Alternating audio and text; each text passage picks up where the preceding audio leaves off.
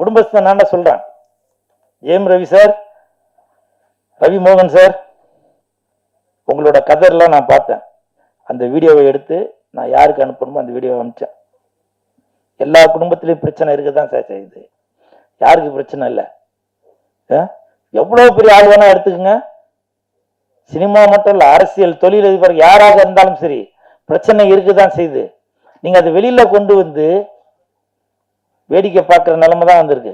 பல பேர் சப்போர்ட் பண்ணுவாங்க, பல பேர் எதிர்ப்பு தெரிவிப்பாங்க. இதே மாதிரி நடிகர் பிரசாந்த் அவர்கள், எனக்கு தெரிஞ்சு சூப்பர் ஸ்டார் ரஜினி சாருக்கு பிறகு அடுத்த இடத்தை பிடிக்க வேண்டியவர் தியாகராஜன் சாரோட சன் பிரசாந்த் சார் தான். அவர் பிடிச்சிருக்கணும். அவரும் இந்த மாதிரி ஒரு குடும்ப சூழ்நிலையில மாட்டிக்கிட்டு அந்த இடமே வெற்றிடமாச்சு. அதனால ஜெயம் ரவி சார், தயவு செய்து சொல்றேன், நானும் ஒரு குடும்பஸ்தன், அதனால உங்களுடைய உடன்பிறவா சகோதரனா சொல்றேன், ஏற்ற இறக்கங்கள் இருக்கதான் செய்யும். அதை தயவு செய்து பெரியவங்க பேசி அதை முடிவு பண்ணுங்க.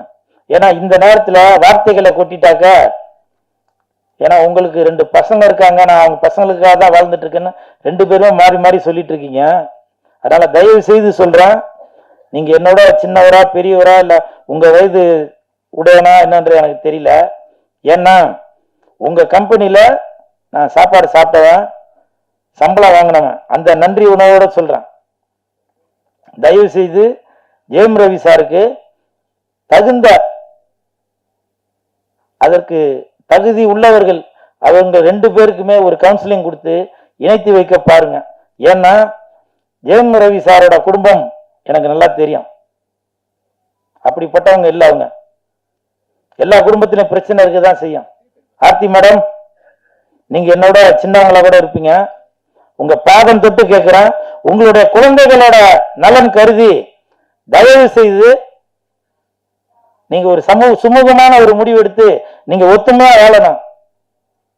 ஜெயம் ரவி சார், நீங்க கோபத்துல சொல்றீங்க நான் இனிமேல் நடிக்க போறதில்லை அப்படின்னு.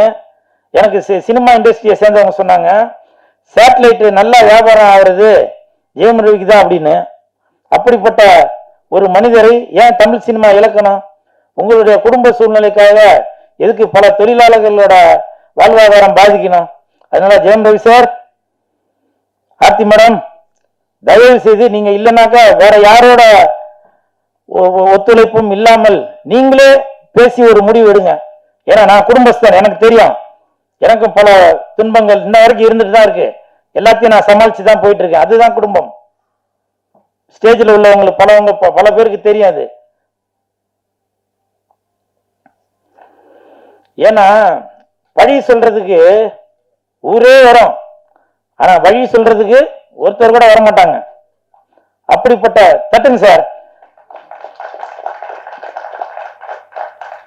இது எனக்கு மட்டும் இல்ல, ஜெயம் ரவிக்கு மட்டும், எல்லாருக்கும் தான் சொல்றேன்.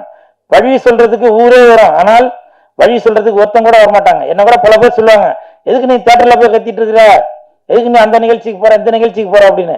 நீங்க டைரக்டர் தானே, நீங்க ப்ரொடியூசர் தானே, எனக்கு ஒரு வழி காட்டலாம்ல. அதுதான். அதனால ஜெயம் ரவி சார், தயவு செய்து நீங்க இதை புரிஞ்சு 2 பேரும் சுமூகமாக ஒரு முடிவு எடுங்க.